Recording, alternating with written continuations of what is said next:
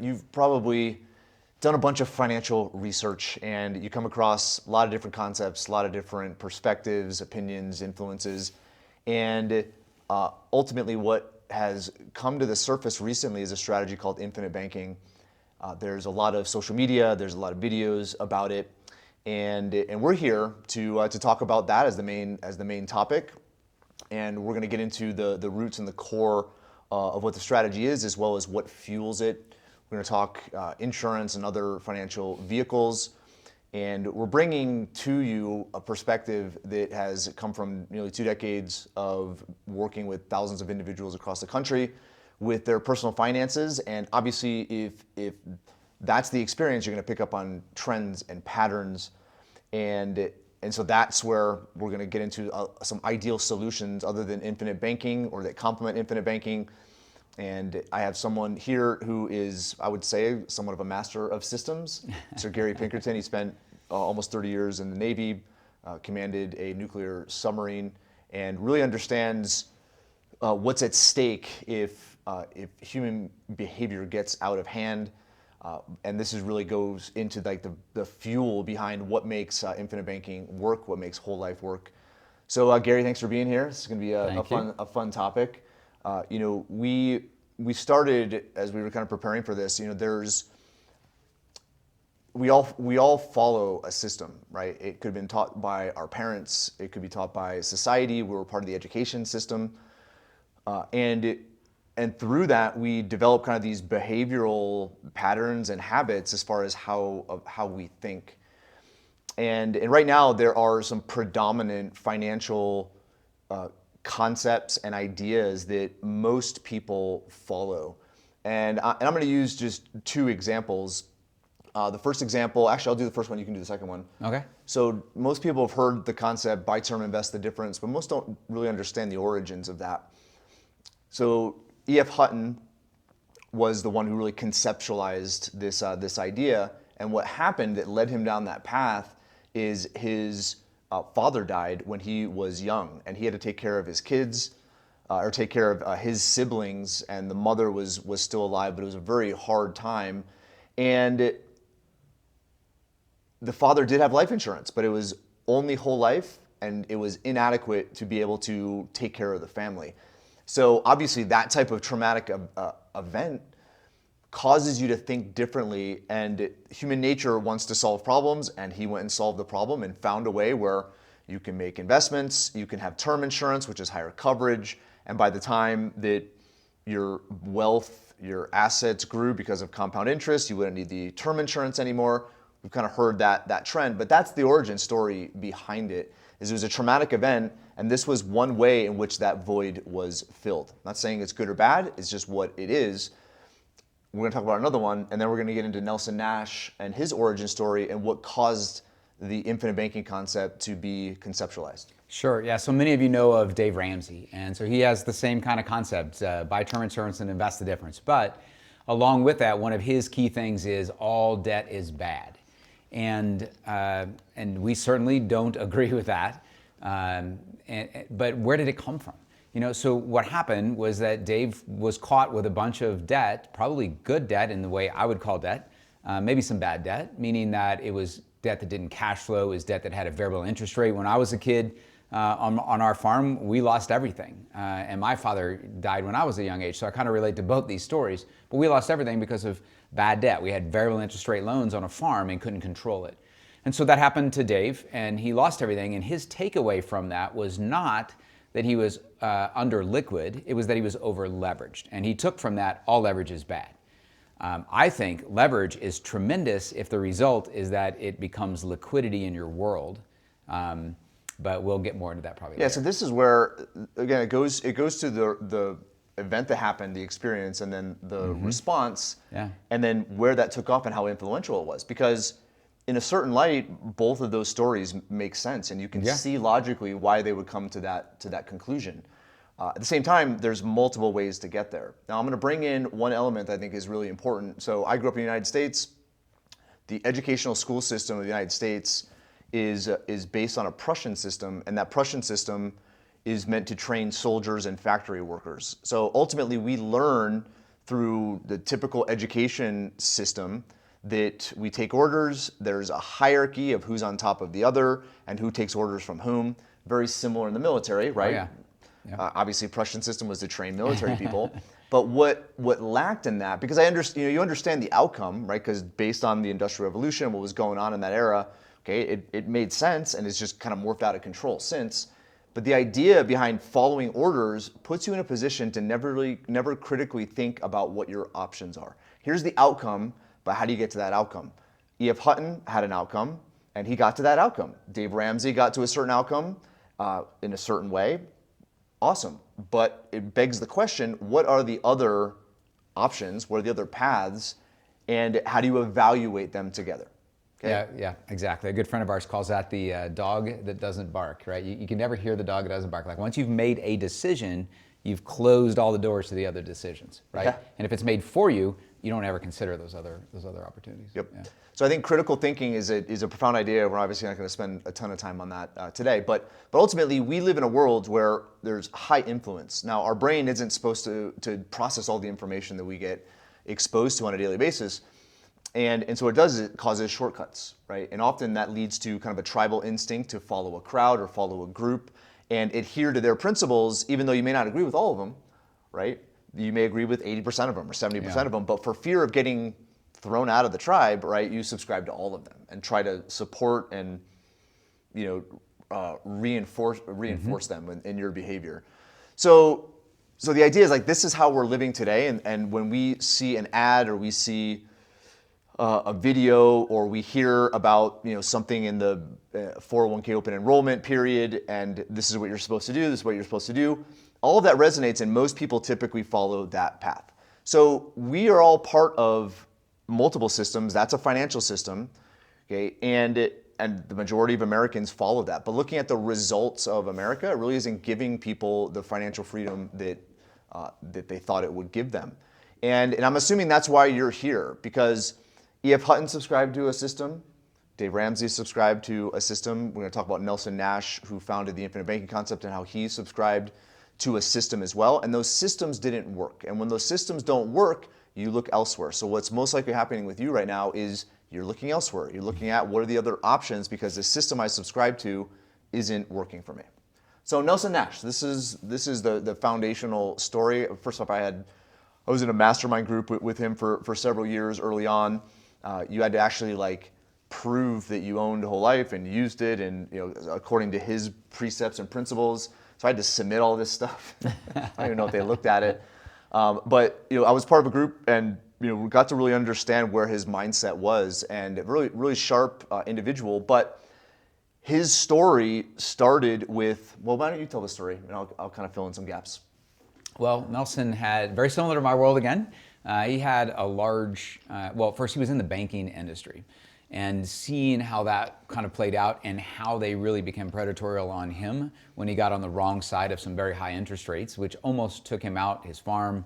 He was in forestry, so almost interest rates spiked. It That's was just right. an unknown Spiked thing. up. Paul Volcker, spiked interest rates. Same thing that took us down at the exact same time. All variable loans, and so you're put in a situation where it's like, I'm gonna go bankrupt. I'm gonna lose everything. But he used to be part of an industry that for years, I tell people all the time when I say we had variable interest rates on our farm, the first question they look at you like, why would you do that? Well, it was the 70s and 80s that taught people in the modern world that was a bad idea. And Nelson Nash was in the banking industry and he didn't know it was a bad idea. And so he saw how possessive they were and how ruthless they were. And so he had really a desire, a need, an inner core need to maintain control of his own financial situation, which really bore out this concept of infinite banking. He also had, though, as a result of this, a very large distaste and a desire never to deal with banks. And that's really not something that we've adopted because, again, we didn't have his experience.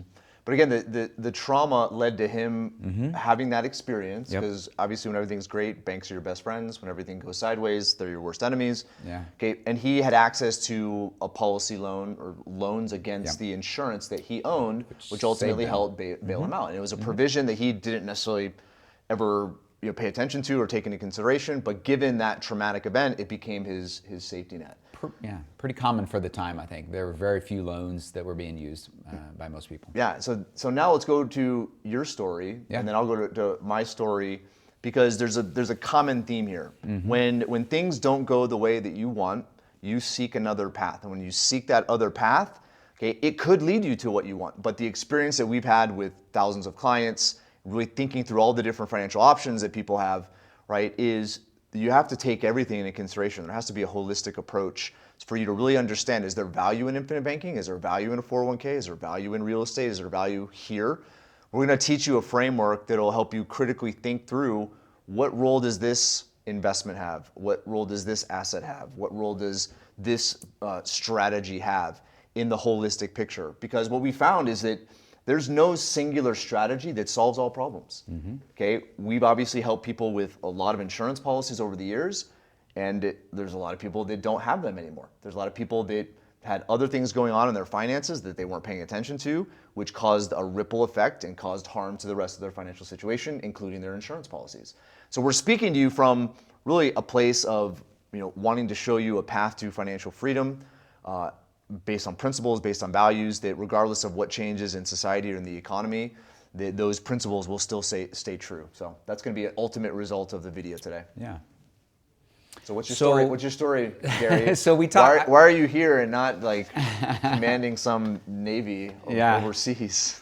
So I talked earlier about losing the farm when I was a kid. And so I'm a teenager and I'm putting food on the table by doing odd jobs. And I hated being poor. I hated, frankly, in my young, immature male brain, I hated being around girls that I wanted to impress and having hand-me-down clothes and being poor. So that was my drive in the early years. And so I sought that famous, safe, secure W-2 job. And I learned some patriotism along the way, and I really enjoyed what I was doing. I wouldn't go back, but the primary reason I was there was to make money that I could count on and never again be poor. Financial limitations. So I get to command of my submarine, and right before I did that, I went to visit my financial advisor, my new financial advisor, because we would get a new one every time we moved around, and I realized that this young kid who was like 20 years younger than me didn't know what he was doing and didn't have any of his money where he was recommending me put it. So in the back of my mind, I said, you know what? Mark that one down as do this as soon as we're done with command, because I'm not sure I'm doing, I need to learn a little bit more. And so the thing though that was most important at the time was I realized I was not spending any time around my kids. And so I matured enough now to realize that legacy is actually what you leave inside those that go after you, not what you leave to them. And my father had done that for me, even though he left no dollars from me and my sister. He made us into this, he helped us become the successes we are. And I was not doing that with my kids, and I started to already see in my preteen young boys that they needed a dad around. So I had decided, I had committed before command, I was going to finish this, and I was going to go off and be around the kids. And what happens was, it was 2008 to 11, so the Great Recession, and lost half of what I had accumulated over all those years. And in my own mind, at least, I had decided there's not enough here now, and so I need to spend more time away from the kids. And it was frustrating to me.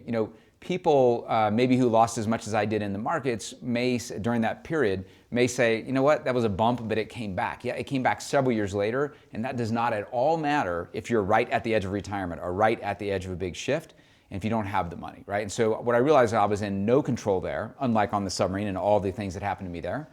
I had no control, no financial education, and so I was seeking more control over my resources, essentially, and that's how I got on this path. And that was traumatic, right? Because obviously now what's at stake is like your dream, your perspective of being with your kids, living off the fruits of your labor, right? And a lot of people, I think most people, that is what they're looking forward to. That's their dream in the future, and they're plotting their course. Some, have had those traumas. Some are following status quo. Okay, but ultimately, I think most people want the same thing, right? They want to experience a sense of independence and a sense of freedom, spending time with the people they love, being healthy, having meaningful experiences, right? They're all going to be they're going to be different in how they actually get the outcome, right? Or the experience of the outcome, but ultimately it's those mindsets they want to be in. There's a huge event that has happened in people who are very focused on changing their way of being, on what they're doing. And thankfully for mine, I only lost half what I had, and I actually could have made a change, and I came out of it fairly quickly, within a decade. And it allowed me to actually do what I wanted, which is to be around the boys, but it taught me a big lesson and it made me change. It was enough to be a triggering event for me to change dramatically on what I was doing. So my story is similar, 2008, 2010-ish. I was part of a business, started Paradigm, really didn't understand exactly what I was doing, had some really awesome mentors that taught me, but then it all hit the fan. And investments went sideways, business went sideways, and I was in a pinch. And that's when I started to recognize the value of certainty, the value of asset protection. I tell the story in the book that I came out with in 2018. But the idea was that was so traumatic, it gave me a passion, gave me a conviction similar to Dave Ramsey, similar to E.F. Hutton, similar to Nelson Nash, right? To be able to go out and spread a message that would help people, right? And I know you felt the same way. That's why you transitioned to the financial services industry from the military, right? Because helping other people is gratifying, right? And knowing that the path that you were on is the path that most people are on, and that it will lead them to a specific end result with a lot of risk and uncertainty, okay, you wanted to provide a better path, right? And we'll kind of get to that. But in the end, I think there's a lot of synergy between all of these stories. And the most important piece, to understand is that right now, you're part of a system, you're following what you've been influenced to do for a specific outcome. So we're here to kind of shake things up, right, and provide a different framework. We're going to talk infinite banking, the family bank, talk about some other frameworks, how investments are positioned, how life stages should position where you have money, and I hope you guys gain some value from it. So let's get going. So let's talk about just kind of the bare bones of infinite banking and what it is in a nutshell.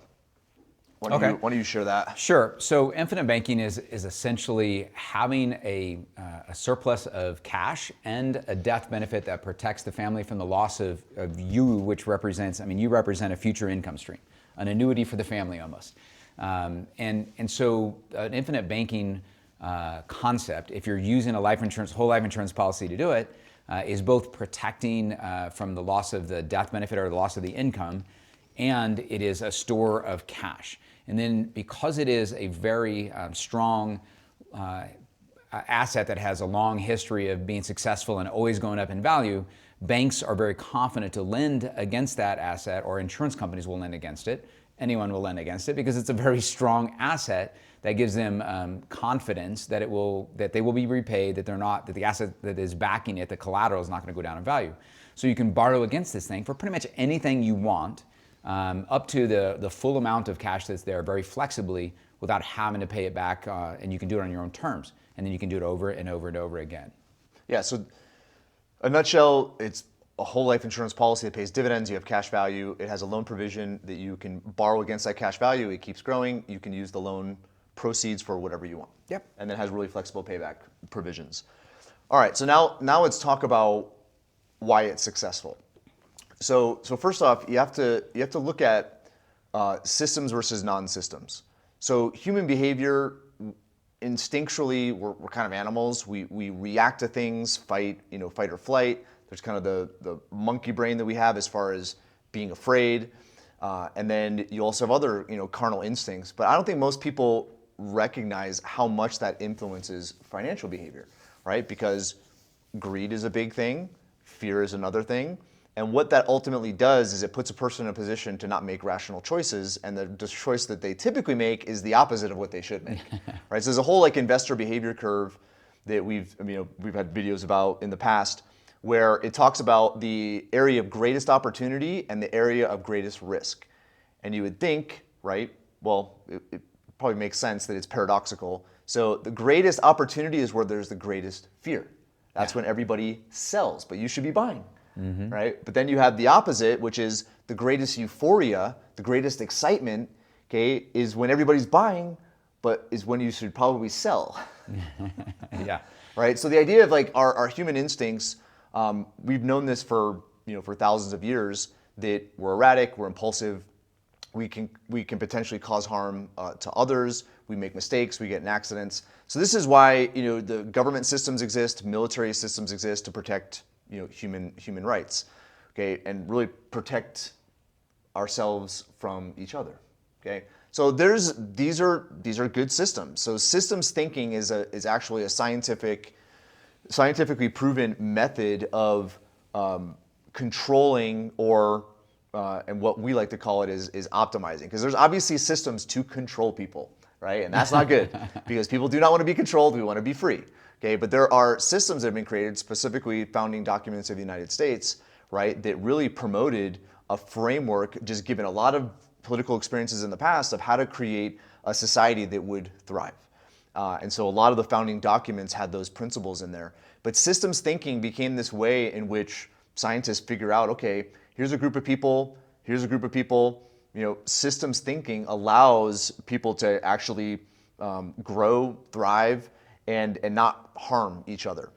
So the family bank, so let's start with infinite banking. Infinite banking is a system. So let's talk about why banking works. Okay, so a bank, it's one of the oldest financial systems that's out there, right? So you have essentially a bank, right, that is the steward of capital, right? Then you have a depositor, right, a saver, and then you have a borrower. Okay, so let's talk just briefly about how that system works, and then I'll get into why it's a perfect system. Sure. So the bank is the safe place that stores and stewards the money, and the depositor is somebody who wants for security to put the money in the bank, and then in our modern system, the bank will also pay them some interest to put their money there. So why would they do that, right? Well, the reason that they pay money to have the money, to attract the money to be deposited, the reason they pay interest to have the money be deposited into their bank is because in today's world you can turn around and lend it out, and with fractional reserve lending you can lend it to 9 or 10 people or more, and so if you can lend it and get a little bit higher rate, but with multiple people, it incentivizes you heavily to borrow or to pay interest to borrow the money from the depositor. Yep.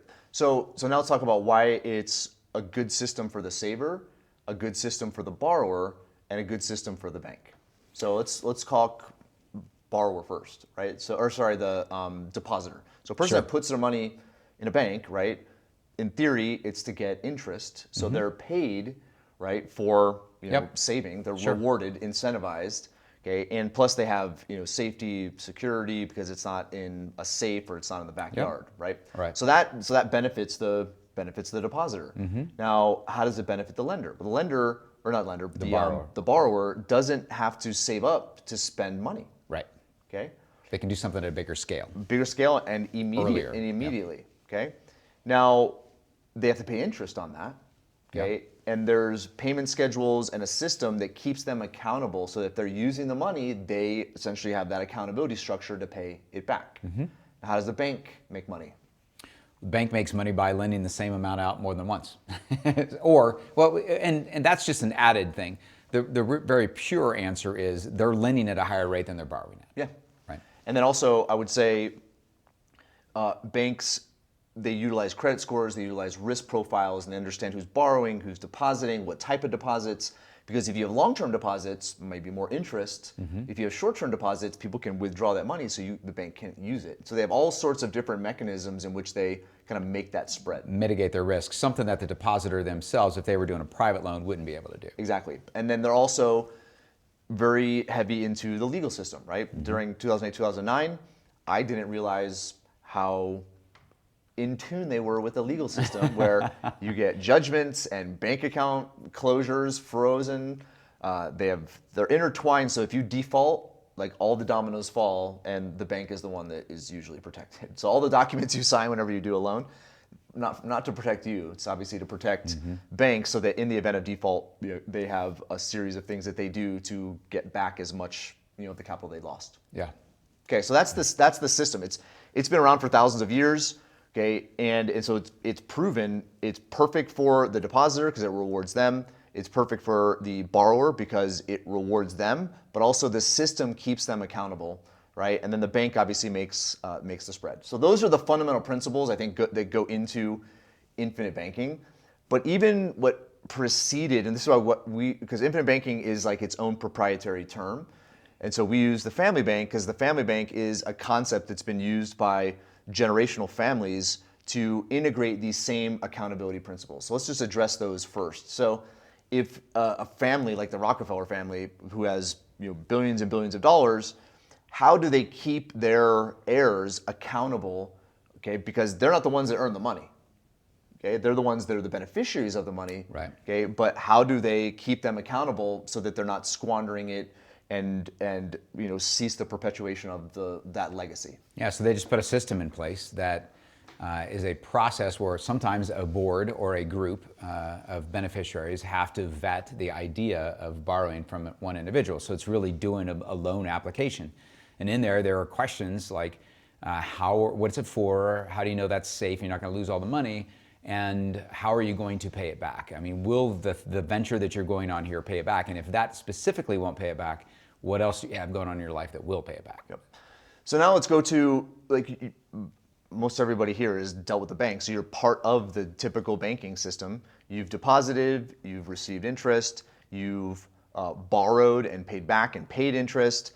You probably haven't been that banking function though, okay? So let's talk about the role that most people aren't playing, because again, I'm just gonna repeat this. We're part of a system, and it's an intentional system, okay? So banks are successful because they need you, they need me, they need businesses to deposit money and borrow money, and there's bankers that make out really well, right? So they benefit from the system that you are a part of, but essentially you didn't create that system, you were just a player in that system.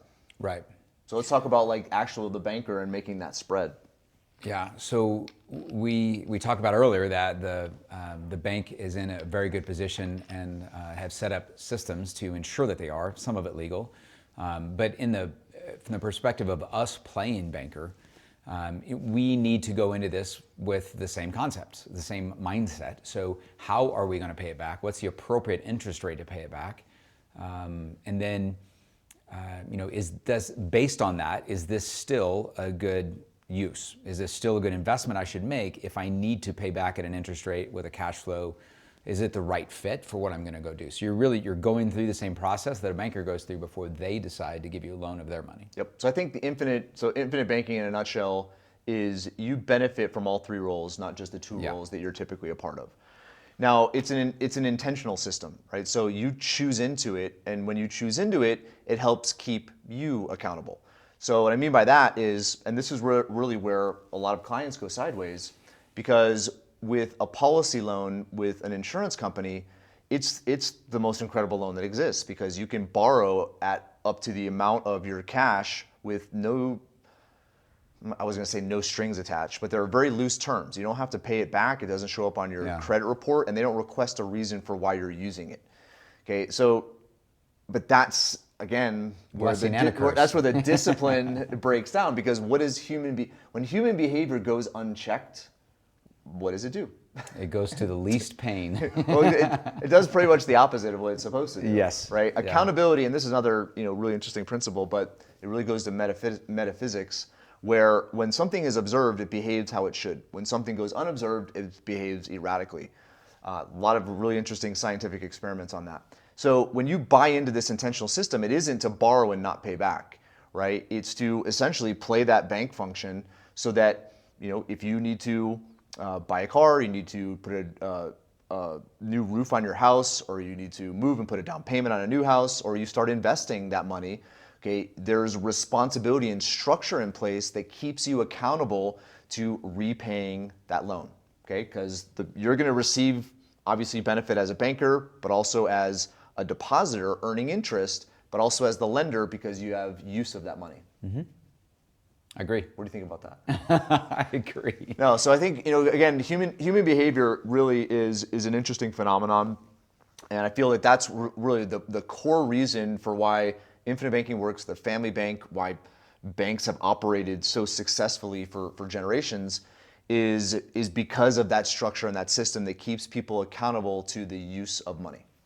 Yeah, it is, but it's not inherent in it. You have to kind of force that into your system if you're being your own bank. Yeah, and that's the thing is I think the experience I've had, because I've seen a lot of irrational things being done by clients, my family, and of course myself, right? We all make irrational decisions, impulsive decisions. It's kind of how we're wired.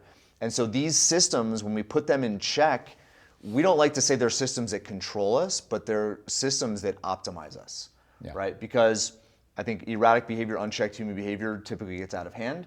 Okay, but if you understand what drives people, what motivates them, what excites them, then obviously building a system around that leads to really good outcomes. And we're going to get into the system that we conceptualized just over the last couple of years based on these thousands and thousands of experiences. And the industry really needed that. It needs the rigor that has not been there for a long time. Yeah, for sure. Because there's like a lot of just myths out there that you can use a policy loan and it's free. You don't have to pay it back, and you can just outlive savings. It's just not possible. It's not mathematically possible. But yeah, there's a lot of those myths out there that prey on novelty, that prey on too good to be true, that play on the hype. And so in the end, the approach we take is all finance is math, okay? And there's hillbilly math, and then there's actual structural principled math and financial math.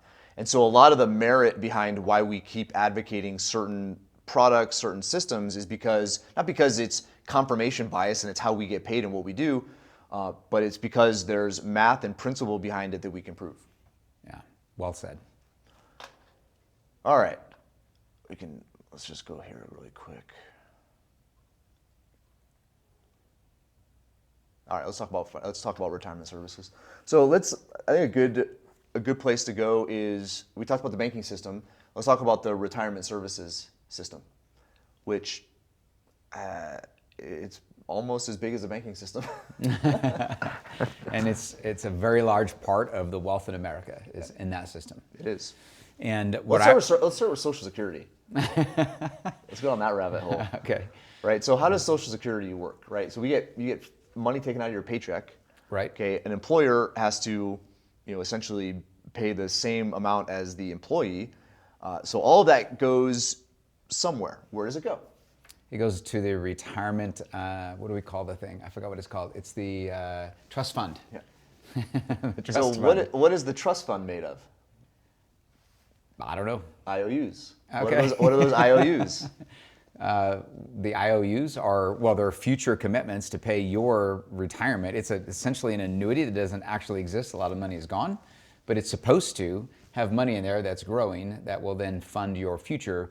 The concept is that there will be more workers in the future to fund your retirement, and then there'll be more to fund their retirement, and it's not growing that way. So it's fundamentally, you put money into the system, the government puts a security, which is a treasury or a government bond.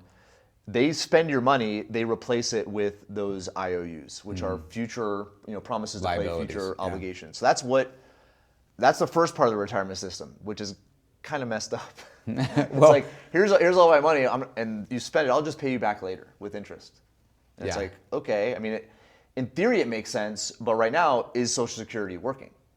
It's not, but actually it's truly, like if you go to ChatGPT and you say, what do you call a system where a person puts in an amount of money and they're received a promise of far greater money than that, because other people will be contributing as well. That's called a Ponzi scheme. We like to take the definition. I know. So anyways, we could spend more time there, but that's I would say, foundational piece of the retirement system. Now let's get into the other part of the retirement system. So you have qualified plans. Now, the 401k, the 403b, all the different deferred plans that most people are a part of, that essentially promise that if you put money aside and don't spend it today, you're not going to have to pay taxes on that, but in the future you'll have a sum of money that you'll be able to live off of, and we'll collect our taxes then. That's kind of how the retirement system is set up. Defined contributions, they call them. Yeah. And I mean, on the surface it makes sense, but if you look at who conceptualized that system, it was the financial services industry. An individual who wanted to save for their future didn't come up with it. It's essentially a system in order to get people to send money there.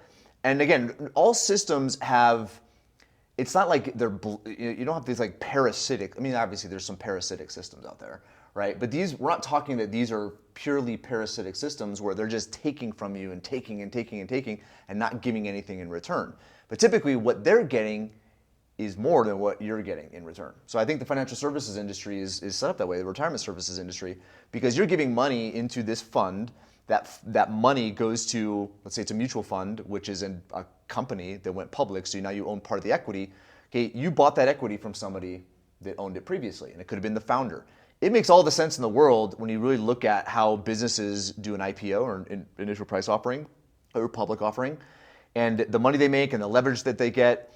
It makes total sense in the world why a company would start out private and then go public. Sure. Okay? And now you have this huge amount of money through these mutual funds and other funds that come in, right, that pay for that. Okay, so now you own that equity, so it's benefited the business owner. But then you have fund managers, okay, and they take fees off of that. Then you have essentially some compliance and other roles that play a part in that whole system that take money and take fees off of that. So essentially, you're putting money into a system that takes money immediately and funds whatever their business is, and then the promise is that there'll be something for you that's even greater than that in the future. So how has that played out? Not well. One, you have zero control. Many people are not in a lower tax bracket that has been promised to them for decades, that they'll be able to take the money out in a lower tax bracket. And then there's really two systems that are at, well, there's your own system or your own intentions, which is in conflict with this. But the financial services industry is really in conflict with the government on this one, because the financial services advisor wants to hold on to your money as long as possible and give it back as slow as possible. Eventually, the government said, we need our taxes on this thing eventually. And so now there's things like required minimum distribution. So you have to take money out, whether it's in your best interest to do it because of your tax rate that year or not. Right? So it really locks up your ability to do something efficiently. And while you're in retirement, your money's at risk of potential loss, potential big loss that could change your future. I'm not sure if this was intentional or not, but you also look at how habits are formed. So if you've been used to contributing for so long and then just flipping the switch and now start taking, it's a completely different pattern, right? Yeah. So that's the other thing that has occurred, and we see this with clients all the time, is they inherited an IRA, they inherited a 401k, they inherited qualified money in these retirement plans that was supposed to be used to experience a meaningful life at some point in the future. So why wasn't it used? I think we could go speculate on that, but I think human behavior will tell us, right? Because if you're used to doing something for so long and suddenly you have to switch that behavior, especially 180 degrees, it's not an easy task. That's why I love the idea or the image of growth, the growth phase, growth stage of your life as being climbing this mountain, because you're aggressive, you're working hard, you're confident, and then you get to the peak and you're like, oh, I hope I don't fall, I hope I don't fall. Like all of a sudden it becomes this, I see this with so many people who shift to retirement. They're very scarcity minded. Like, this is all I have left, I can't lose it, so I'm gonna just skimp and skimp and skimp. And it's completely different. It's like a light switch flipping from what they were the year before they retired. But this is again, this goes to human behavior, right? Because the system was built to benefit them. Okay. At the same time, it was also used. The system was put in place to benefit a lot of other people, right? And so, is it a parasitic system? No. But in the end, what is the net benefit? Especially if you never get to use that money, you missed all the opportunities to use it while you were growing, and now you're going to miss all the opportunities while you're in retirement phase. Because you didn't use it, because those fact patterns were such that it's contribution, required minimum distributions. I don't know, it's kind of like the speed limit. Like, speed limit is like, it's not the limit, it's the minimum limit that people usually drive, right?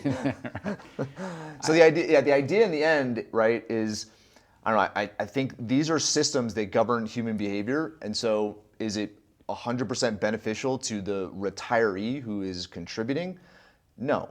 That's what requires critical thinking to understand, okay, should I be a part of this system? Should I be a part of another system? Should I be a part of the system but learn how to optimize my role in that system? And that's where we're going to get to, because all of this stuff is what we've experienced for thousands of clients, 2 decades, and we discovered like how to have your own intentional system that gets you to financial freedom.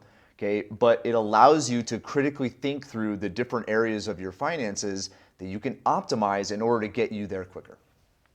I think one of the most, as we mentioned before, you're in a system, we're all in a system that we didn't design in most cases. Infinite Banking Family Bank allows you to be in a system that you designed. Yes. And I think most importantly is most systems that you're in that you didn't design, you're not 100% aligned you're not incentivized exactly like everybody else that's in the system. Your advisor is not incentivized all the time the same way you are. I mean, a lot of things are aligned. If the advisor helps you make more money because they pay a lot of attention, then the amount goes up and they make more fees. You're in a better situation. But when you get to this, there's a lot of ways in which you're not aligned, but just fast forward to I'm in retirement now and I want to take out more money, you're going to be feeling this constant pressure to not do that. What if you run out? You're withdrawing more than our little tables say you should withdraw. And I'm not saying they're all intentionally doing this, but they have, the financial advisors have become convinced that you need to be super conservative, not live the inspired life that you had intended, so that you can keep more money in their hands. Yeah. Anyway, hope you guys get the point. Like, do you want to go down to the healthcare system route? No. Okay. Let's just touch on it briefly. Okay. All right. So healthcare system, it isn't preventative, right? It's all responsive, right? And so I think that's the first thing to understand is, like, especially these days, like we have all the information in the world to be really healthy. Now, obviously, there's anomalies and there's things that happen because, this, that, or the other, our what do you call it? Our DNA, our parents and grandparents, and kind of how all that kind of could affect tendencies to have different ailments. But for the most part, we know how to have vitality, we know how to have health. I mean, there's millions of books written on it. But the healthcare system, right, I think influences people to, react and not prevent. So anyway, it always is the opposite. Well, the reason I didn't want to go down this is because I look at things from the perspective of all the parties in here, the people who are in this partnership with me, are in this transaction with me, are our interests aligned? And if they're not, especially if they're opposite, you could be in trouble. And so Big Pharma is compensated most when we're sick.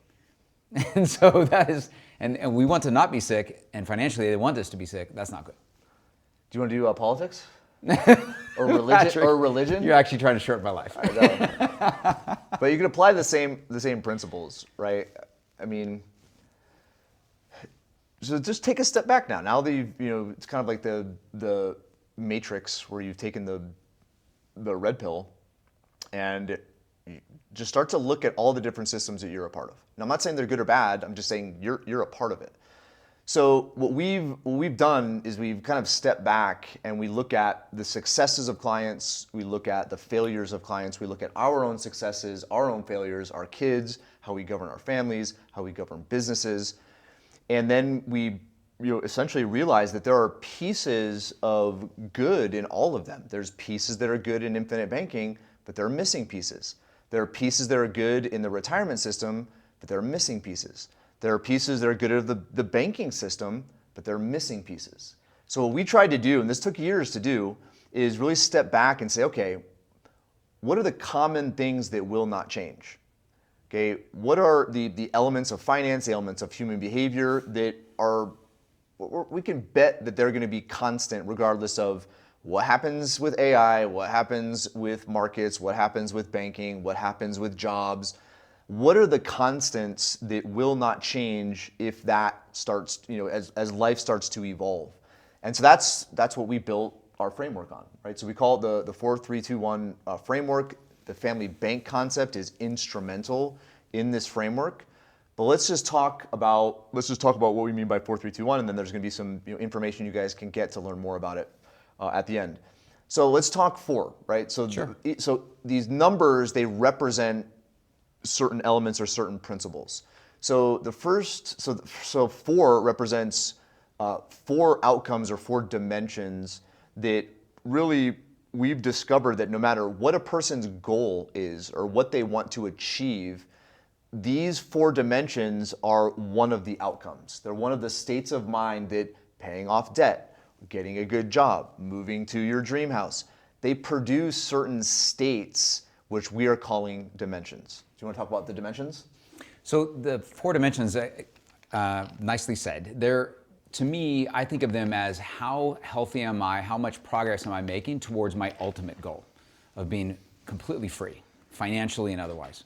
And so you start off with, and these 4 dimensions are actually all success, right? There are things that happen before success, like I'm homeless or I'm bankrupt. Those kinds of things we're not talking about. We're talking about a place in which you are in a position where you're doing okay and you can move forward. So financial certainty is the first one, and that is where again, you have confidence, you have a safety net. You can survive for a period of time after a crisis occurs. It's not perfect, it's not what you want. Maybe you do have a sleepless night here or two, but it is not every night, right? You're not at the brink of going over the cliff financially. And so some examples are you've gotten rid of all really high interest rate debts. Maybe you have some variable debts that are not perfect. You have 6 months of your expenses, for example, covered. We'd really like you to have 12, but you got 6, right? And so, and you have a relatively stable cash flow, which is most of the time it's your W-2 income. You're still needed to provide subsistence for the family. And then you get to vitality. And financial vitality is a little bit stronger than financial certainty. You have a clear mind. You're starting to dream a little bit about what's coming next and how can I get to that point. You have confidence. Confidence. Like I don't have to work perhaps. I have more reserves. I have none of that high interest debt. I have a positive cash flow that I'm able to start savings. And then you go from there into independence. And so financial independence means that you've now developed enough other income sources, passive income from real estate businesses, royalties, and those have actually gotten to a large enough amount that it will now replace your W-2 income. And this is an amazing time. I really remember when I got to this. I remember when my wife got to this point. We got to make the choice of whether we wanted to go to work or not. My wife used to call me all the time on her way to work in traffic and say, buy those properties, get this thing moving. I don't want to do this anymore. And the moment we got to the point where she didn't have to work, well, she went to part-time and then she got more excited and she's full-time again and doesn't have to be there but enjoys doing it now. And then you get to freedom. And freedom is where, I simply say you don't ever look at the right-hand side of the menu when you sit down to have dinner. If you get inspired to start a charity, if you get inspired to, rent a jet and go to somebody else's charity in Africa, you can do so because you don't have to worry about covering the expenses. You have a lot of disposable income that allows you to live an inspired life. So let's just recap. So these dimensions are something that you progress through. Okay, each dimension is an outcome, and it's a state of mind outcome. Mm-hmm. So you had mentioned a couple examples, but if you have a certain amount of money in the bank or you've paid off debt, okay, you have a sensation, right? It's a feeling. It's that type of outcome. So we're calling that kind of foundational dimension certainty. Okay, and we've defined it, and we'll get into what 3 means in a second, which is ultimately what your financial life should look like to feel financial certainty. And that's just based on our experience with thousands of clients. Then when you have certainty, it's kind of like a springboard, right? If you're freaked out, if you're bankrupt, if you're stressed and you try to go to vitality and go to independence, all those animal instincts are gonna get you afraid and greed and fear, and it's just gonna be this vicious cycle that you get caught in. So establishing financial certainty is that springboard for vitality. And vitality is when you take off. When you're certain about something, like you can go through a wall, right? You can go to the job interview and not be stressed out. You can go get educated. You can go learn this skill or this skill. You feel kind of like this unstoppability. Then it gets to financial freedom, right? Where you don't have to do certain things that you used to have to do before to support a lifestyle. We measure that. And then finally, financial freedom, there's a measurement for that. Now, are these going to be your exact measurements? No, these are just kind of benchmarks. We call them best-in-class benchmarks, where you're able to understand where your financial situation is, and are you in certainty? Are you in vitality? Are you in independence? Are you in freedom? So the point of goals is to get to these states, okay? And it could be a different goal for you than somebody else, okay? But ultimately, it's to experience that state of mind and stay in that state of mind, okay? Yeah. Now, 3. So 3 is essentially where every single personal financial matter happens. Okay, it's all financial products, all investments. It's all income, all expenses, taxes, whatever you want to call it. It's insurance instruments. It's estate planning, business structure, entities, instruments. Everything falls into these 3 wealth pillars. So the pillars are cash flow, and then on the other side, your asset allocation or just the accumulated wealth and net worth and what makes that up. And then in the middle is protection. So protecting the cash flows, protecting the family from losing the cash flows, and then protecting the family from losing these assets. And so it's kind of like an umbrella over the other two. So cash flow, protection in the middle, and then wealth or asset allocation. And so we get into things like the hierarchy of wealth and how are you holding these assets and how much risk does that bring on. On the cash flow side, It's, how much have I saved up? Do I have enough to cover my expenses for emergency fund? And what is my cash flow? How much do I hold on to at the end of every month? And so these pillars, kind of like the legs of a stool, how stable is this? And I really think of it as like the blood test. So you've watched movies, maybe you've been on one of these treadmills where these people, where the athlete is just all is all instrumented, right? All the wires, right? All the wires and everything. mass. And so if you imagine, the guy starts and he's really out of shape, right? But they get him to where he's able to make a mile, without like falling off the thing. Well, that's like financial certainty. Like you could actually run a mile. Great job. Well, these instruments are measuring things, and those are the three pillars. Those three pillars are saying, okay, he's feeling this. This is what it looks like, right? So then you can reverse it. You can say, if you get to this, you're going to feel like that. Okay, so let's recap. So the first pillar is cash flow. So that's where pretty much everything starts. So cash flow is money in and money out. Mm-hmm. And you obviously want to be positive, more money coming in than going out.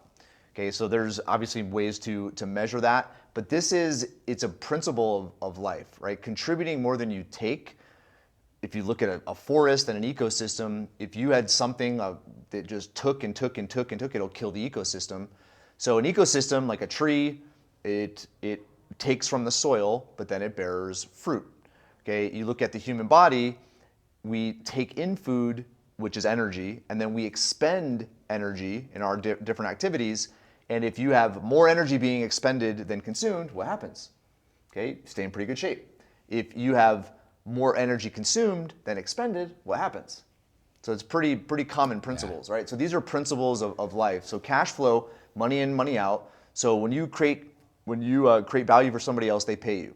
So most people don't consider money coming in as that. You are going out into the world, you are creating some sort of value, you are getting paid for that value. Now when you consume, essentially people are creating value for you, okay, with the exception of taxes. Well, I guess you can say they kind of do. Beautiful roads. We'll get to that in a second, right? So the idea is like you pay a mortgage, thank God for the bank because they lent you money to buy the house or a car, or you pay for a vacation, or you go out to dinner. So these are all expenses, but ultimately it's value coming to you. So again, you want to keep that healthy. And so really looking at income optimization opportunities, how do you get more income? That's a strategy. If you look at expense optimization, it's how do you pay less taxes? Okay, probably the expense that you don't choose. Every other expense you typically choose to pay. But you can affect it for sure. But you can affect it. There's thousands of pages of a tax code that you can follow and have strategy around to pay less taxes. But what does that mean? It's not paying less taxes. It's having less money go out, which means you have more net cash flow. Mm-hmm. Okay. So the idea is like there's strategies within cash flow for financial certainty, financial vitality, financial independence, and financial freedom. Okay. Now you go to protection. So protection, this is an area that I think is most people overlook it, but ultimately you could have all the earnings, all the returns, compound interest, real estate, and just one thing has to happen. It could be a divorce, it could be a lawsuit, it could be death of a loved one, who knows? But this stuff happens all the time, and it could completely wipe everything that you've gained out. So what we like to do is look at, you're on a wealth building path and wealth distribution path, and on a parallel path of protection.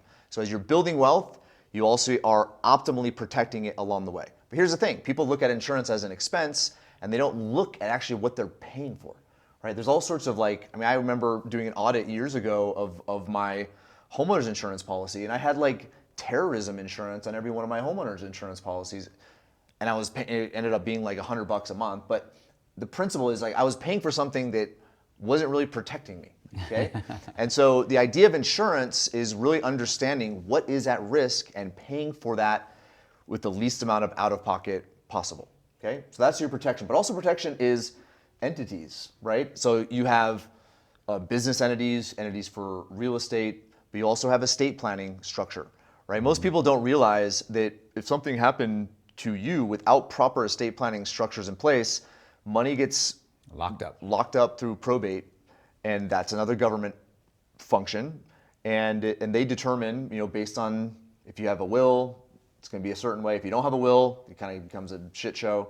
But it's like, that's the idea that structures, protection structures, are to protect income and assets from the unlikely but improbable but potentially. I don't know what the Well, I wouldn't say it's improbable. It's going to happen. You're going to have an accident. You're going to have something, But whether probably not it's when you your think. cause or something that happens to you. It could be a health thing. Yeah. I mean, yeah, nobody goes throughout life like unscathed, right? It just determines, okay, how at risk are you when that scathing happens? Right, yeah. Okay, then you have wealth, right? So Gary brought up that not all assets are created equal.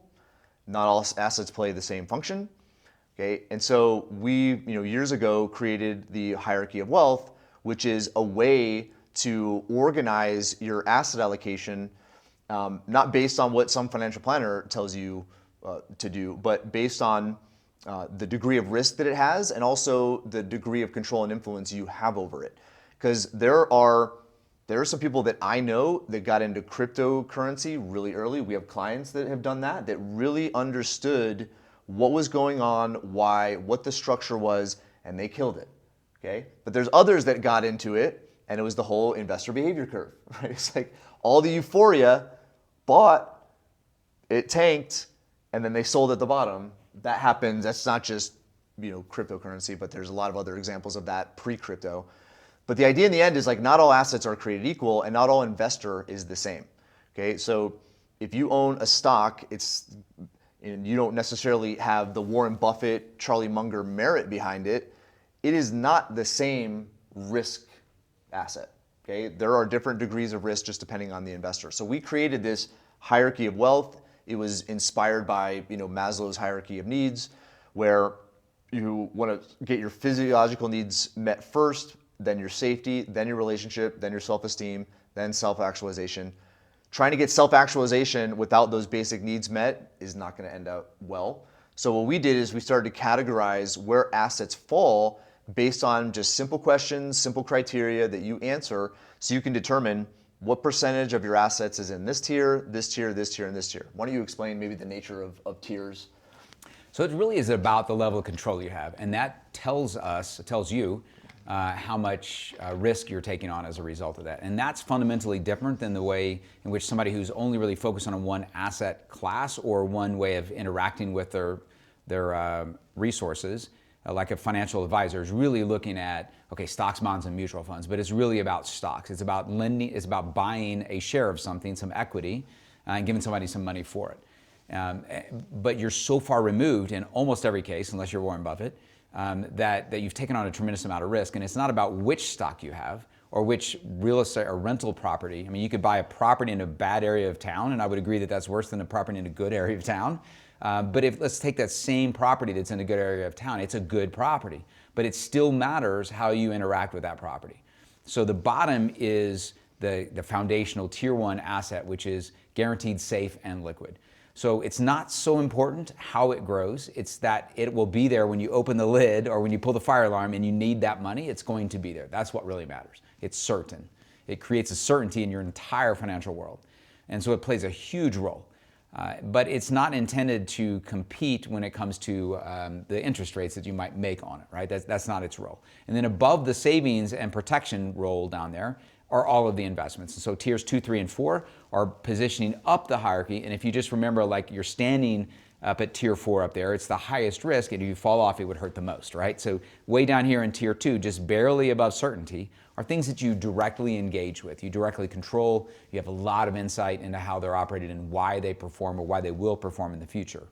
And so therefore your risk is low. And that's your own personally owned real estate, it's your own businesses, investments you make in yourself. So things that you have a lot of control and insight on, very low risk. Above that is something where you're indirectly involved. Maybe you're lending the money to another person, you're investing in somebody else's deal, but very passively, so you don't get to make the decisions. And so in that one, you've taken on more risk. Sometimes when I get kind of cynical about it, I say, yeah, that risk walks around on two legs, and they might have bad character, they might not know what they're doing, but the risk came from handing your money to another person. It's not, it could be the same property. You may have lent somebody else money to buy the same property you were going to buy. Your risk is higher because you're in less control. And then simply you get up to tier 4, which is truly speculation. And it's because you're so far removed. I invested for 20 years in stocks, bonds, and specifically mutual funds In a 401k, I didn't know anyone in the chain, anyone. There were thousands of people between me and my money. And so I really was not, I was just gambling. Like, it's not very far from me pulling the slot machine handle in the way in which I was interacting. But people can create their own, if they have merit behind a portfolio, they can create their own portfolio and drastically reduce That's the risk. down in tier 3 maybe. But this is the thing, it's not the actual investment, it's the investor. And someone who understands 10K, they understand the future trajectory of this specific business and who's on the board and who's the CEO and who's this role and are they optimizing and innovating for the future. I mean, if you know all of that, it's going to be a much different investment than you're like, oh, I think that symbol looks kind of cool. I'm going to go invest in that. So the thing is, not all investments are equal. They don't all have the same risk profile, and the risk profile often goes right back to the investor. Because in the end, it's like everything has risk because people are involved. People make bad decisions. They make bad calls. Look at Blockbuster. You just got to really pay attention to how much control do you have based on the merit, experience behind your decision making. If it's trusting somebody else, that typically is a much riskier asset. So what we've done is we have 4 tiers. So the top tier is the most risky asset where you have the least amount of control.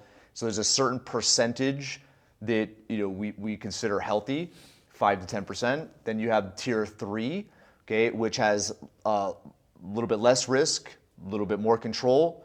Okay, we have I'm blanking on percentages. I usually go the other way around. On 3 or 4? On 3. Yeah, so 3 is 15 to 20. Yeah, 15 to 20. And then you have tier 2, which is 30 to 40, and then tier 1.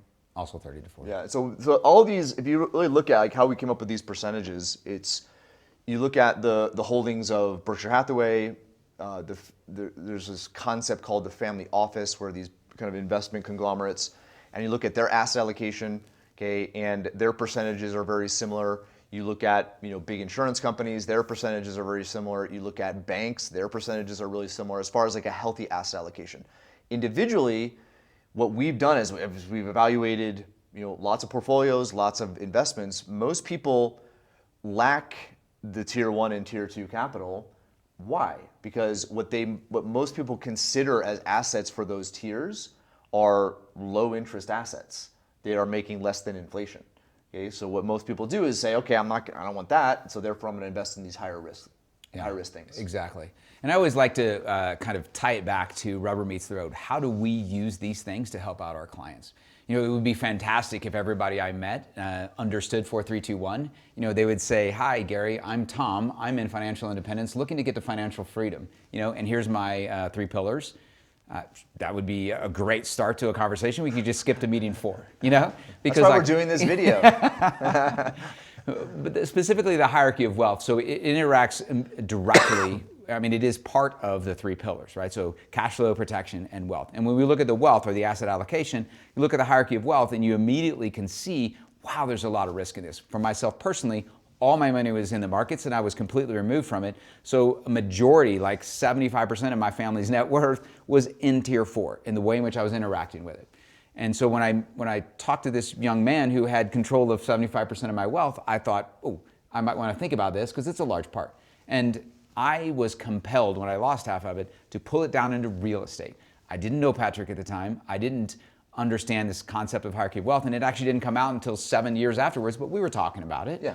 And so it immediately, once I got that concept, I realized what I was doing was feeling very nervous about not really actually having control, and being introduced to that in 2011 when I lost half, realizing that I wanted to be in a position of control. And I couldn't really express this in hierarchy of wealth, but that's what I was doing, and now I understand it better. So we look at how I operationalize this for clients. I'll get a phone call or an email from a client. I want to start this business. I want to buy this real estate. I'm going to send my kid to college. How should I fund this? Oh, actually, typically what comes is, I was thinking of borrowing against the policy to fund this. Is that a good idea? The answer is always maybe. Are the 3 pillars accurate? Do we need to adjust anything? And if they are, then I just go look at hierarchy of wealth and the 3 pillars and say, you know what? You might consider borrowing against your rental property, or you might consider selling some stocks, or maybe yes, you're at 50% liquid in tier 1. You can absolutely use that. It's probably the best use. So it's how we make recommendations. It's how we help clients stay on their path. Yeah. So let's just recap, because the 3 pillars, they position you to progress through each of the 4 dimensions. Yeah. Okay.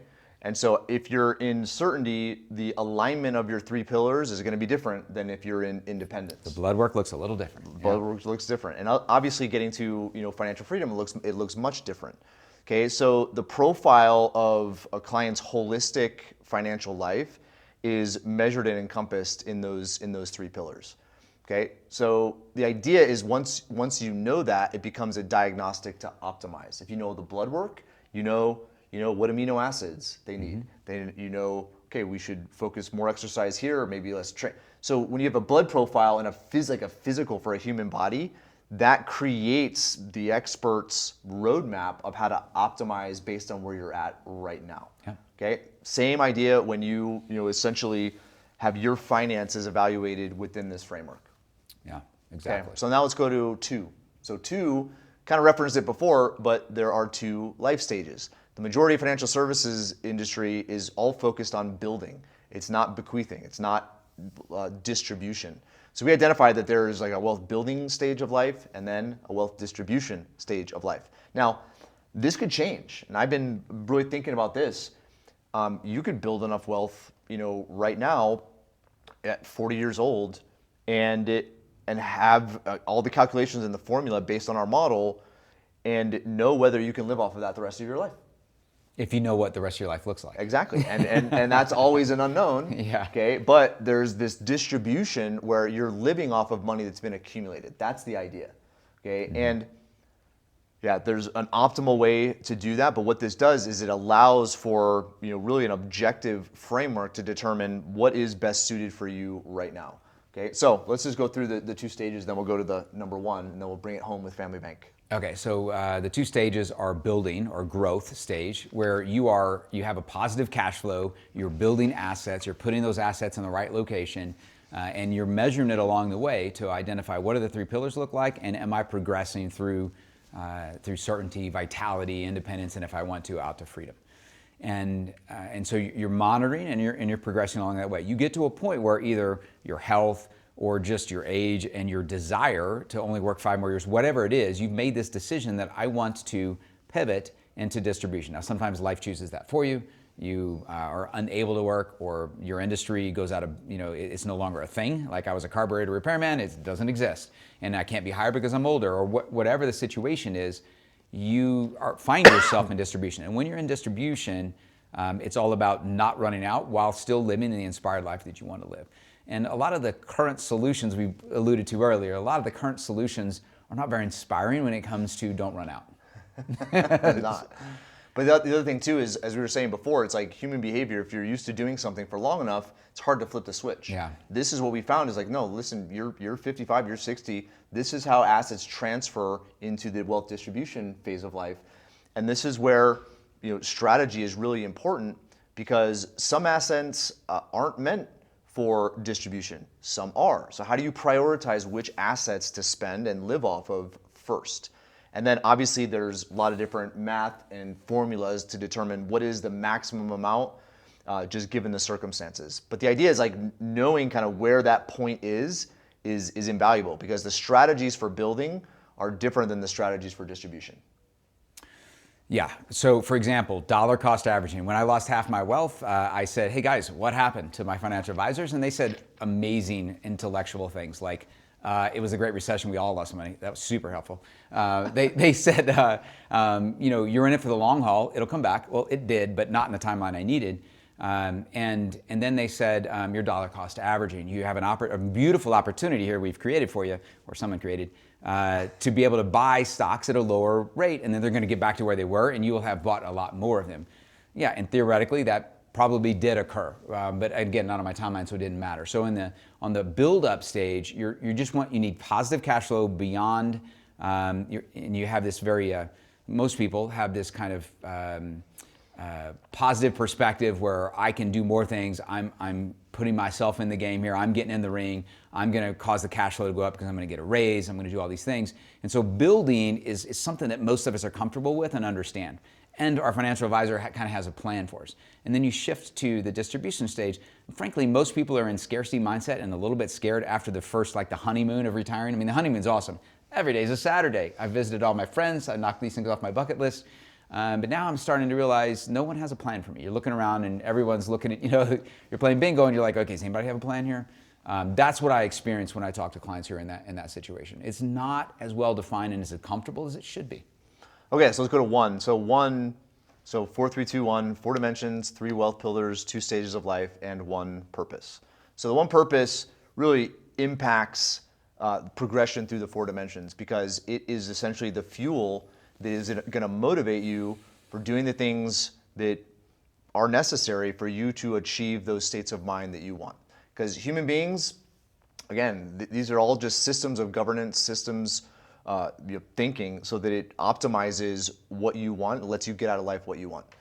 And so the idea is identifying that purpose is just one thing that we discovered over the years, that there are very few people that can articulate what they want. Now, what they want also changes throughout life, but keeping that as like the North Star and really being cognizant of that and what it is and why it is fuels progression through each dimension. I mean, in the end, their purpose is their legacy. It's what they themselves understand that they are on this planet to do. It's what they are uniquely good at. It's what they want others to remember when they're gone. I mean, that is it. I mean, along the way, the purpose may be different. One purpose may be I need to stop working in 5 years so I can achieve this other thing I want to do in life. So there's kind of short-term purposes. But long-term, it's your legacy. And a lot of times, people misunderstand the concept legacy to be the amount of money I'm leaving to kids, right? Or to other people, or to my church, or my high school, or whatever. And that's not really what we mean by legacy. What we mean by that's an inheritance. That's money that you've given away. Legacy is the ideas, the concepts, the lessons, the experiences that you're able to pass on so that you can kind of progress community and society and the great country we live in. So what the hell does this have to do with the family bank? All right, so let's bring it home because we went through all this on purpose, really to demonstrate just some of the significance of whole life, also the significance of utilizing certain features of whole life during the wealth building phase and the wealth distribution phase, and then obviously one for legacy. So let's talk about the family bank components, right? So first off, the family bank, the system of governance, okay, what it does is it helps optimize cash flow first. So let's talk about how it optimizes cash flow. We're going to go through just the components of the family bank. Well, so it's optimizing cash flow because it gives you flexibility to adjust with the unknowns that are coming in the future. So you have a storehouse of capital that most importantly you're in control of. I talk to people all the time who say, "Oh, yeah, I don't have a bank account. I mean, it's got like $5 in it, but that's okay because I have a HELOC that I got authorized on my house, and there's like $500K in my house." The problem is HELOCs have and will again in the future be canceled when there's storm clouds flowing in and the banks are uncomfortable. So you're not in control of the money. So the first and foremost, if you have a storehouse of wealth that you are in control of, you can generate cash flow just by using that money. But it opens up a whole lot of other things. It allows you to borrow against it to go start a business that maybe the bank down the street, your credit union or somebody would say, "No, I don't think we need more car washes." So like they're weighing in with their opinion that may upset your ability to generate cash flow and sustain cash flow. So a couple other things that the kind of family bank concept does is number one, we've been conditioned to use debt. Debt is just a part of society. It is influential on asset prices. I don't want to get into like a rabbit trail, but the currency of the United States is debt. Like we live in a debt-based society, so debt is really part of what fuels asset growth in a sense. But what the family bank does is it gives you optionality, because most people, and we mentioned it before, they either have a love or hate relationship with a bank, right? When things are sideways, they have a hate relationship with the bank. When things are going good, bank will lend them whatever they want. So having an option, especially as you're building wealth inside of whole life as one of your assets, you have a loan provision that you can get access to at any time for any reason. Now, this could be to pay for something in cash. It could be to get a better financing rate than you may have gotten with some other option that you had. Okay, so it helps cash flow in a few ways. There's also some tax benefits associated with whole life, so it minimizes tax liability. Trying to think of what else it does. It it also maintains a healthy net cash flow. So if you have a net cash flow where it's positive, then you're able to systematically save, and this is one of the vehicles of those savings. Okay? Yeah, so the power of these life insurance policies, of the family banking, the element inside family banking is, or of the family bank is the strength of the cash flow, or strength of the cash value, excuse me. Often people will say, man, I love have you heard of this infinite banking concept? It has this incredible loan provision. And you don't have to pay it back if you don't want to, which is a bad idea. But it's an option. Why isn't and you can get really low rates. Well, why are all these things true? It's because of the cash value and the strength of that thing. And the reason I say that is because it also frees you up to go make decisions, financial decisions you may not otherwise make. As an example, I was building a bunch of properties in my hometown, and I got an opportunity to get a 7% interest rate loan from a bank. But that loan ended in 12 months. And if you've ever built a house, you know that that is a risk to say, I will be done in those 12 months. Actually, it was 6 months. I don't know why I thought 6 months would be enough, because we got to 12 months and the house was close to done, but not done. And so they let me extend from 6 months to 12 months on this 7% loan. Now, I could have borrowed against my policy for 5. Why did I go with the 7? Because I was using other people's money, and it meant that I still had dry powder, kind of had the wild card still in my hand. If I needed it for something else, if some other major thing happened I didn't anticipate, I still have my money. If I used it for this because it was 2% lower, I'd be in trouble at this point. Well, what happened was the 7% loan turned into a default 17% loan, and I never paid that because the moment they told me, kind of sheepishly thinking, man, this guy's not going to be our best customer in the future, I said, that's fine. I wired money over immediately and paid it off. So it's the amount of control and power that you get because of the tool that we chose to use this for, something that can grow money internally without tax and give you full access to it through your life. Okay, so family bank playing a role with all 3 pillars, starting with cash flow, plays multiple roles, and we'll kind of come back to income in just a second. But protection, right? So when you integrate whole life into your financial strategy, okay, there's asset protection associated with the cash value, and then also from a protection standpoint, you have death benefits. So if there's ever premature loss, then that essentially pays out, but it'll also pay out in the future. And then you have asset allocation. So when we started to use the word tiers, that word came from how bank capital is classified. So tier 1 capital is the strongest capital of a bank. And so why we determined tier 1 in the hierarchy of wealth, it came from that. And so the percentage that's held, most people don't hold that type of liquidity because the interest rates are so low. But if you factor in taxes and fees on other investments and look at the net gain on cash value, it challenges some conservative mutual funds. So the idea is in the hierarchy of wealth is getting the highest returns to the least amount of risk given that specific tier. But another element, to that wealth pillar is you can borrow against cash value to make investments or capitalize on opportunities. Now, it may not be an investment opportunity, but it might be, your next door neighbor got a divorce and he's like, I'll sell you my car for $10,000 and it's worth $50,000. Or you have some other type of fire sale opportunity like that, or just a legitimate investment opportunity. Mm-hmm. So not only can you use the life insurance for your tier 1 core foundational capital, you can borrow against it to make investments, take advantage of business opportunities in that tier 2, 3, and 4. Exactly. And then you were going to talk a little bit about income.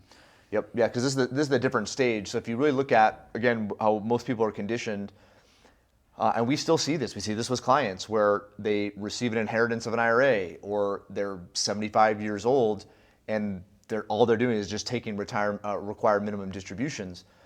So the idea of having whole life as a core anchor with building, which we've just made the case for, now you look at wealth distribution. So whether it's a primary residence, whether it's a retirement account, whether it's another asset, you could essentially position life insurance so that it is your legacy asset. It gets passed on because that's its core functionality, which allows you to accelerate the spending and income generation of all other assets. So that optimizes the income stage of life. Okay, and again, optionality is the biggest word here, because you're able to now look at options that previously you weren't willing to consider because the life insurance wasn't in place. I had a client who was given the old famous 4% distribution rule, and they said, that'll work, but it wasn't the retirement we were anticipating. And I said, well, I'm not currently managing financial assets. I am today, but I wasn't at the time. And I said, well, just go back and ask your financial advisor about sequence of return risk, which gets a little nuanced.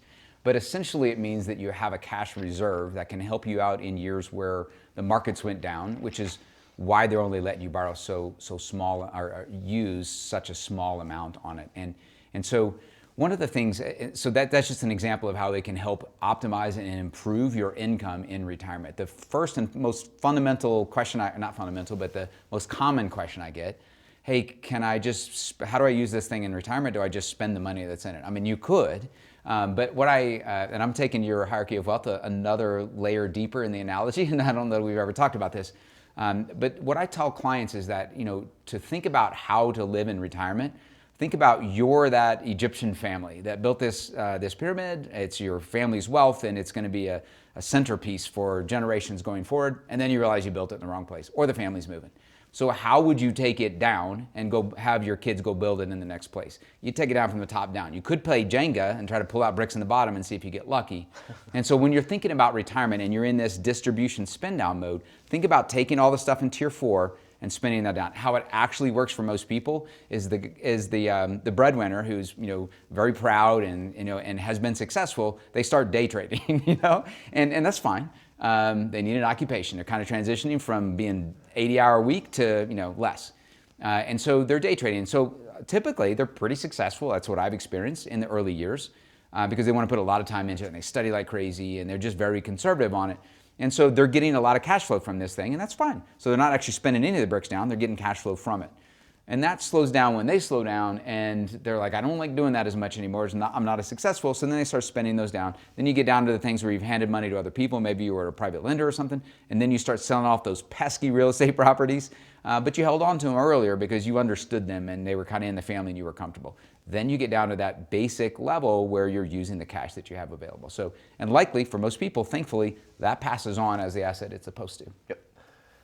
Now, here's the other cool thing is the idea of this kind of family bank concept is a core benefit feature inside of your estate planning. So as you're establishing your wealth and your living legacy, as you essentially establish your principles, your values, even the strategic approach that you were taking.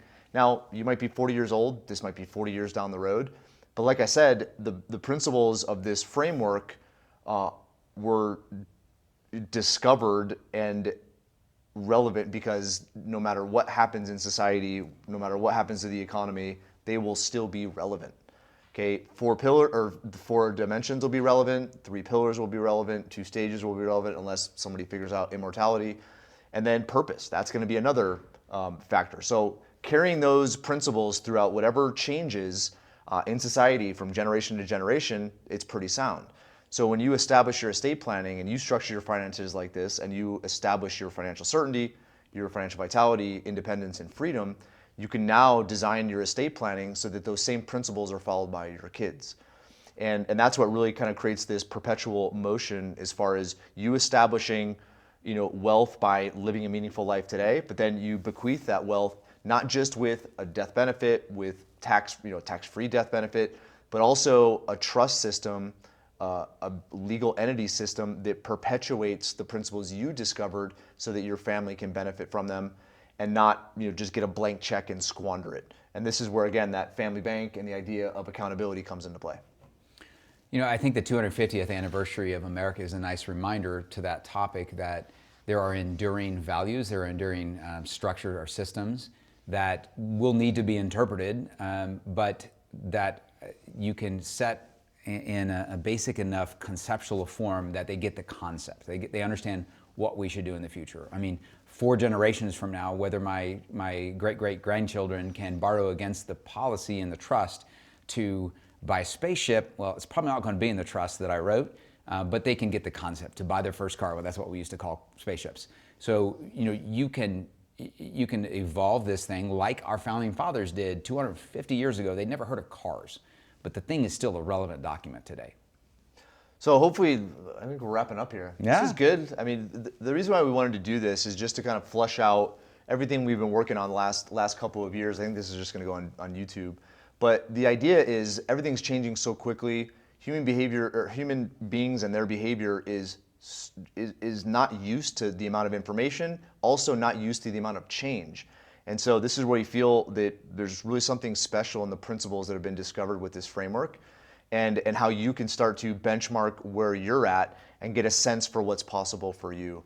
So there'll be some links in the video where you can take a wealth score evaluation. Also, there's some articles and some other material on it, so you can look at it deeper.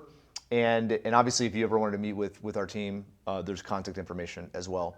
But the idea here, just to kind of wrap things up, is when you look at just the amazing world that we get to live in, I feel it's unfair that people are conditioned into a framework that is kind of destined to not get them what they want. I believe that we just live in this amazingly abundant world that's continuing to innovate, and there's so many things that are exciting, obviously scary too, okay? But when you essentially are able to step back and look at something objectively and critically think between, here's what I was taught, this is why, is it getting me what I want, yes or no? Here's another path. And it's not a path of telling you what investment to buy, what insurance policy to buy, what this to buy, that to buy. It's a framework for you to evaluate your finances, ask yourself some questions, and really for the first time, determine what you want. And these are essentially strategies, we've talked about just a few of them today, that could get you to one dimension to the next dimension and ultimately to financial independence. Because I'll wrap up where financial independence isn't money, because I know there's a lot of successful clients that we have that have a lot of money and are not independent. Right. Okay.